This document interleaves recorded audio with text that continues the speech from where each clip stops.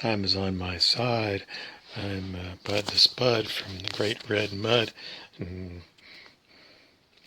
Okay, I have to continually talk about things until I'm talked out. So I'm Bill the Geek, and from Bill the Geek Land, I want to remind you that one of my subtopics on this channel is bullshit and bafflegab. And today's topic so far has been about viruses, and in my last talk I explained viruses are so small you can't see them with a light microscope like the kinds you would use in high school science. You have to use an electron microscope to see them, which you might find at a university. Virus particles are incredibly small. So what they do is they take a picture of what they've seen with electron microscope, and then they call that an electron micrograph. And that's what you might see published somewhere, internet or on a piece of paper. What is the issue I have with electron microscopy? What the hell are we looking at? I can't tell you how many times magnification we're looking at, but it's unbelievably small. Is it like 50 billion times magnification? So I'm calling bullshit, total bullshit, electron microscopes. Because you don't know what the hell you're looking at this billion, and I don't know what it is. Maybe it's not a billion. Maybe I can't tell you what the magnification is. It's super lots, way more than a light microscope in your high school science class. Super lots of magnification. How the hell do you know you're looking at anything whatsoever?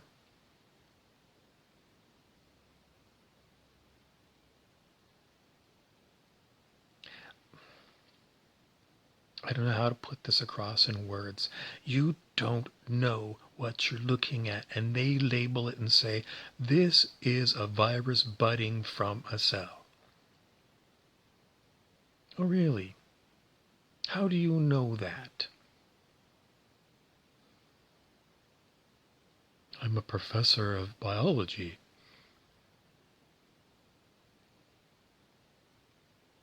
I'm in the business of manufacturing electron microscopes, scanning electron microscopes.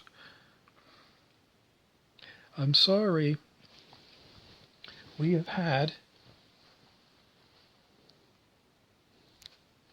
the wool pulled over our eyes by lying sons of bitches who charge probably millions of dollars for an electron microscope if you're buying it at a university.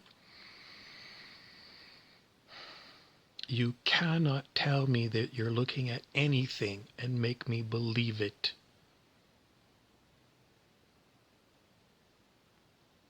That's a virus particle. Oh, I see. And it's too small for using tweezers on it. So how are you going to say, if I used tweezers that were, super small, I could pick up this budding virus particle and add it to another cell and make that new cell infected with a virus? They don't do that. How do they prove to you that viruses cause disease? They tell you a very long story about some scientists decades ago. I don't know, maybe it was 70 years ago, doing these kinds of experiments. And these experiments are very logical, and they prove that viruses cause disease and they're transmissible. And then, you read it in the biology textbook. Your biology teacher or biology professor says, that's the way it is, folks. And then there's going to be a test next Monday. So you better study up on it, and these are the answers you better give. You are all brainwashed, and you are taught this is the way it is, because that's how you get perfect marks on your quiz. I've seen electron microscopes, and I've seen electron micrographs, and I've seen a scanning electron microscope.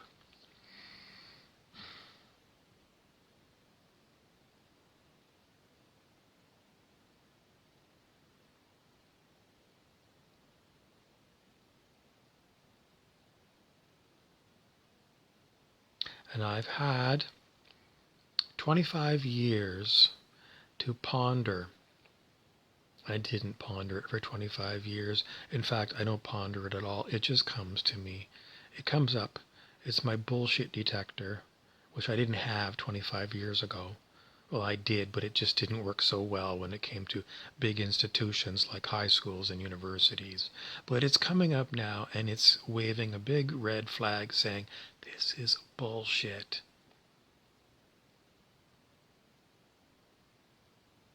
It's bullshit, because how did they ever get this thing? I don't know how they got this thing, but you follow the white rabbit down the rabbit hole, and then you come out the other end, and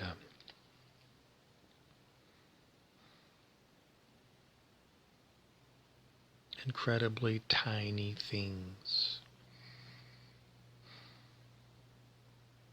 Anyway, I'm going to move along, and I'm going to talk to you about somebody new who talked about viruses and said viruses are not physical things, they are things in consciousness. So at the current time, I don't know how to even explain this. It gets so difficult to explain all this stuff. But anyway, this person said that it's an idea. An idea is a thought form. How do you see a thought form? You have to be someone who's very psychic. Maybe your third eye opening up. But the whole point of it is, this person says, because it's a thought form related, you could be totally in isolation. Physical isolation, and you could still be susceptible to getting a virus into your head, because consciousness, it's non-local. In other words, you can't localize a consciousness. What does it mean? It means all minds are connected. How am I going to prove that to you? I'm not going to. I'm just going to tell you this is the way this person thinks. So if all minds are connected on planet Earth, and you live in an isolated community, let's say you live on a reservation in northern Ontario, Canada. It's fly-in, there's no roads. And then you start getting COVID-19 test positive there. Well, you're going to say, well, someone flew in from Thunder Bay, Canada, which is a small city, but it's a big city compared to these reservations, and that's where it came from. And I'm going to say no. I'm going to say, according to this person, it's in consciousness, and you've been watching the news channels that talk about viruses, and you went to high schools, Ontario high schools, that taught you about virus diseases.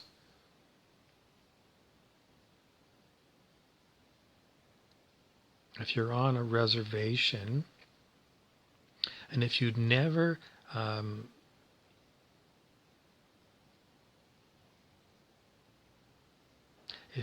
been contaminated by European colonization, and you were still using the old ways, would you ever believe in a virus? Maybe you'd believe in something else. Maybe you believe they were evil spirits like wendigos. And that's what people got sick from.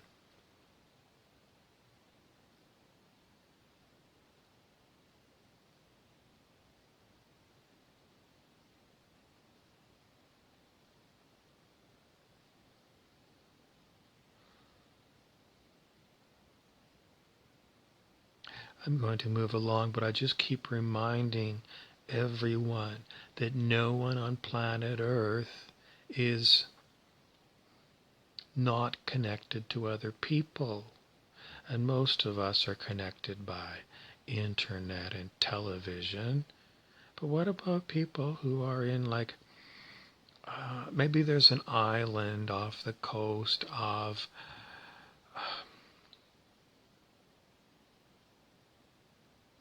is there any island left on planet Earth that is still in isolation from the rest of the planet in 2020? No. Although I read about one a couple of years ago. I think it was off the coast of India. But if you believe that an island off the coast of India, with population about 1 billion people, has never been visited by outsiders, you're insane.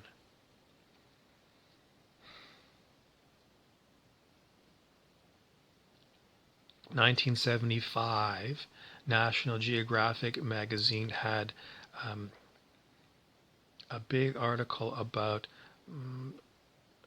tribes of people in the deep Amazon who had never met outsiders. But in 1975, that's when they started meeting outsiders. I don't believe it. What do you mean? I don't believe it was 1975 was the first time. Civilization, and maybe not civilization, but humans in general have been moving around this planet since, I don't know, the last ice age, 10,000 years ago. No one is in total isolation. Maybe they forgot. In my great-grandparents' generation, somebody new popped in. But let's go with 1975 National Geographic, and we'll say that's when these isolated tribes first met outsiders 45 years ago. In the past 45 years, do you think there's anyone left in the Amazon jungle who hasn't been met by outsiders? In other words, there's nowhere on the planet. But even if we said, okay, somewhere there is an isolated somehow, something's somehow.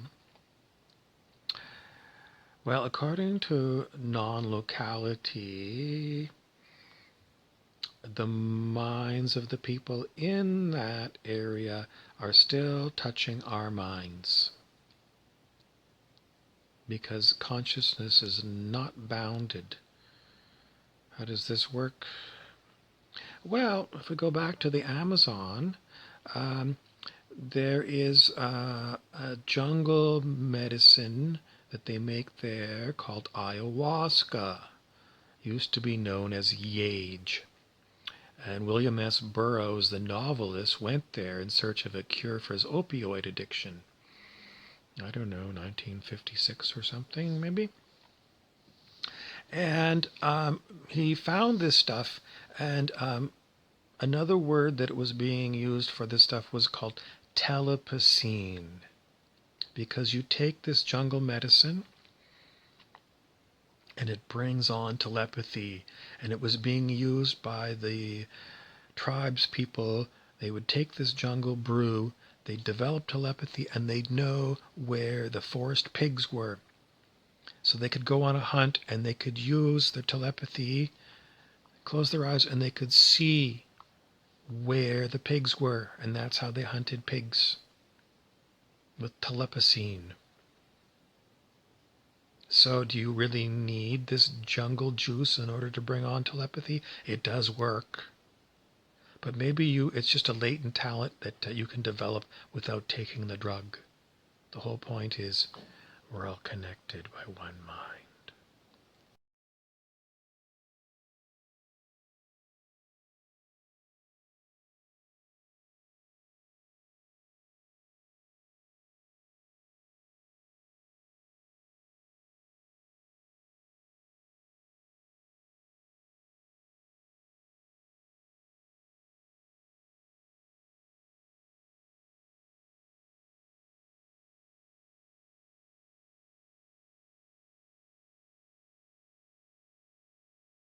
Why is it that I get gaslit? Gaslighting is when you tell someone they're crazy. Why is it that people tell me, you won't be able to remember this?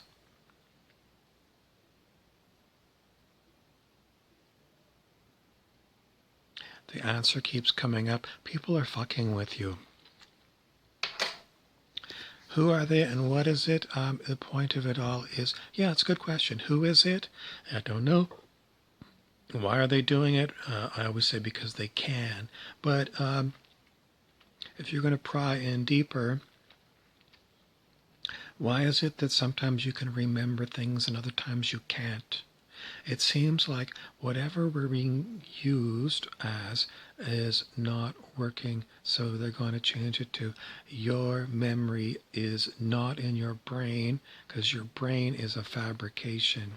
Memory is stored in another kind of thing, and then it's fed to you, and there's a meter on it to allow it to flow to you or not. Just like if you've got a garden hose and on the end you've got a little nozzle and it's got a handle on it. You push the handle down, the water flows, you let go of it and it stops. And that's the way memory comes to you. So who's got their hands on the controls of the garden hose that's bringing memories to you? The answer is, can't tell you, they're not going to tell me. Stuart Wilde, the metaphysical author, would say they're called fat controllers. Transdimensional, possibly, can't really explain what that means anyway. Are they intelligent? Or are they dumb? Who really designed humans? Why is it that my nose itches when somebody else wants it to? Why are we feeling like we're in a simulated reality and we're little voodoo dolls doing what other people tell us to do? The answer is, it's most likely true. How are we ever going to figure this out? Someone says no one ever figures it out, and that's probably true unless they want you to know. Some people take mushrooms and they talk to what they call machine elves. You can see them if you take magic mushrooms, maybe. Someone is huffing and puffing and saying, I don't like telling you all this information because you're never going to believe it anyways, unless you take magic mushrooms on a regular basis. The whole point is, in our simulated reality that's totally controlled, we get very frustrated. Why? Well, if you turned off all of the pipes of information to us, we would be like a CPU, a central processing unit, in a computer not connected to anything. We have nothing to process. Would we be happy or sad? It depends on what they're sending you. If they're sending you some information that you're happy or sad, they want to keep talking about MK Ultra meltdowns that people have on YouTube, like newscasters. Why does it happen? It's because their pipes are being interfered with. So it's black magic, let's call it. Black magic means it has, it's not benevolent to you. It is, anyways. How does it feel? Maybe the feelings that you get, you feel about things, are being sent to you by these pipes. Now, thehoodedsage.com showed pictures of what it's like to be a human. And sometimes they say, well, it's like you're in a cube, you're like a salt cube, a crystal of salt, and that's you. And other times it's a picture of a head with these tubes coming out of the top of it that connects you to other people and God knows what else. And this is maybe how the memories are piped into you. Why is it not just stored locally in the brain? Maybe it is, but maybe it gets overpowered by these other add-ons. What's the point of telling you this thing? The beings who are the ones who tell me what, they don't tell me, they just directly connect up to my mouth and my voice box, and whatever I talk about, I talk about. Why is it that way? It just is. Am I pleased about it? From an intellectual point of view, do I like to study it, or do I want to go emotionally and tell you it's, they say, repulsive? It simply means that they say it's my ego that doesn't like it, my sense of a separate self. How does it feel to be a useless dunce? A dunce was what Captain Kirk was called. It's what it's a useless item. Captain Kirk of the Starship Enterprise was told that they were going to bring in a supercomputer to run the Enterprise, and he had to let it on board and be installed. And then most of the crew exited because they didn't need the humans to run the ship, because the M5 unit was going to do it. And at one point somebody said to Captain Kirk, "You're Captain Dunsel." In other words, you're completely useless. We don't need a human captain for the ship because the supercomputer is going to run the ship and do all the work. Are humans Dunsels?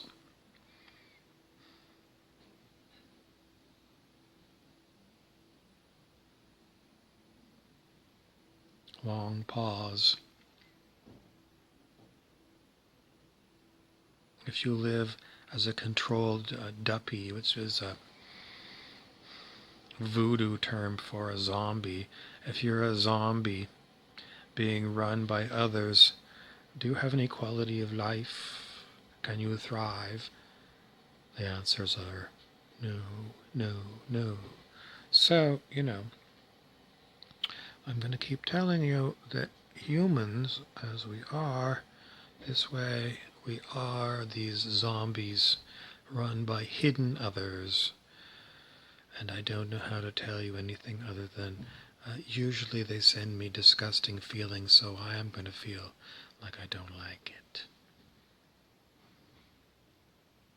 Some people say, well, isn't that what God is supposed to do with you? Well, these creatures aren't God because they're not. God stands for good. They're not good. But maybe they're good in telling us that we're duppies. Not really. The only way it would be good is if they release control of us. How's that going to happen? Hell if I know.